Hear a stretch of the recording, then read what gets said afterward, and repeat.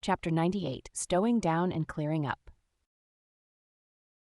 Already has it been related how the great Leviathan is afar off descried from the masthead, how he is chased over the watery moors and slaughtered in the valleys of the deep, how he is then towed alongside and beheaded, and how, on the principle which entitled the headsman of old to the garments in which the beheaded was killed, his great padded surtout becomes the property of his executioner, how in due time he is condemned to the pots, and, like Shadrach, Meshach, and Abednego, his spermaceti, oil, and bone pass unscathed through the fire.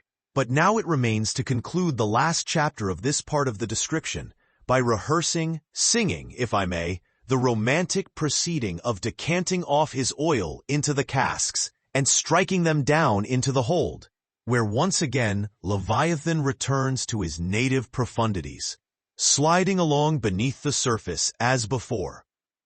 But alas, never more to rise and blow. While still warm, the oil, like hot punch, is received into the 6-barrel casks. And while perhaps the ship is pitching and rolling this way and that in the midnight sea, the enormous casks are slewed round and headed over, end for end, and sometimes perilously scoot across the slippery deck, like so many landslides, till at last manhandled and stayed in their course, and all round the hoops, rap, rap, go as many hammers as can play upon them. For now, ex officio, every sailor is a cooper. At length, when the last pint is casked, and all is cool, and the great hatchways are unsealed, the bowels of the ship are thrown open, and down go the casks to their final rest in the sea. This done, the hatches are replaced, and hermetically closed, like a closet walled up. In the sperm fishery, this is perhaps one of the most remarkable incidents in all the business of whaling. One day, the planks stream, with freshets of blood and oil. On the sacred quarterdeck, enormous masses of the whale's head are profanely piled. Great rusty casks lie about, as in a brewery yard. The smoke from the try-works has besooted all the bulwarks. The mariners go about, suffused with unctuousness. The entire ship seems great Leviathan himself, while on all hands the din is deafening. But a day or two after, you look about you, and prick your ears in this self-same ship, and were it not for the telltale boats and try-works, you would all but swear you trod some silent merchant vessel, with a most scrupulously neat commander. The unmanufactured sperm oil possesses a singularly cleansing virtue. This is the reason why the decks never look so white as just after what they call an affair of oil. Besides, from the ashes of the burned scraps of the whale, a potent lye is readily made, and whenever any adhesiveness from the back of the whale remains clinging to the side, that lye quickly exterminates it. Hands go diligently along the bulwarks, and with buckets of water and rags restore them to their full tidiness. The soot is brushed from the lower rigging. All the numerous implements which have been in use are likewise faithfully cleansed and put away. The great hatch is scrubbed and placed upon the try-works, completely hiding the pots. Every cask is out of sight.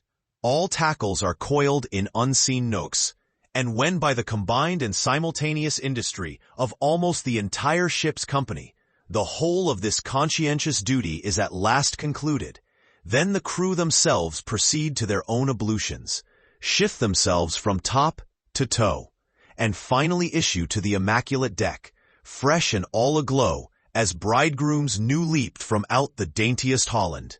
Now, with a laden step, they pace the planks in 2s and 3s, and humorously discourse of parlors, sofas, carpets, and fine cambrics. Propose to mat the deck. Think of having hanging to the top. Object not to taking tea by moonlight on the piazza of the forecastle. To hint to such musked mariners of oil and bone and blubber were little short of audacity. They know not the thing you distantly allude to. Away, and bring us napkins. But mark, aloft there, at the 3 mastheads, stand 3 men intent on spying out more whales. which, if caught, infallibly will again soil the old oaken furniture and drop at least one small grease spot somewhere.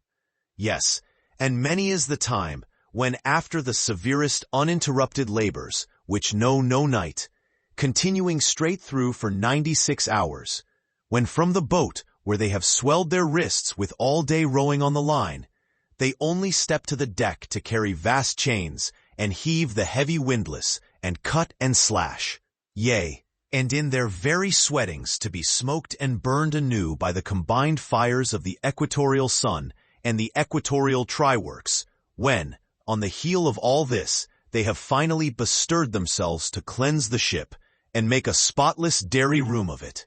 Many is the time the poor fellows, just buttoning the necks of their clean frocks, are startled by the cry of, "There she blows!" and away they fly to fight another whale, and go through the whole weary thing again. Oh, my friends, but this is man-killing, yet this is life.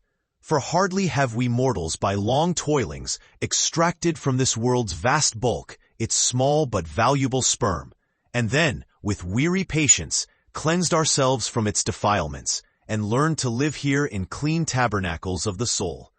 Hardly is this done, when, there she blows, the ghost is spouted up, and away we sail to fight some other world, and go through young life's old routine again. Oh, the metempsychosis! Oh, Pythagoras, that in bright Greece, 2,000 years ago, did die. So good, so wise, so mild. I sailed with thee along the Peruvian coast, last voyage, and foolish as I am, taught thee, a green simple boy, how to splice a rope.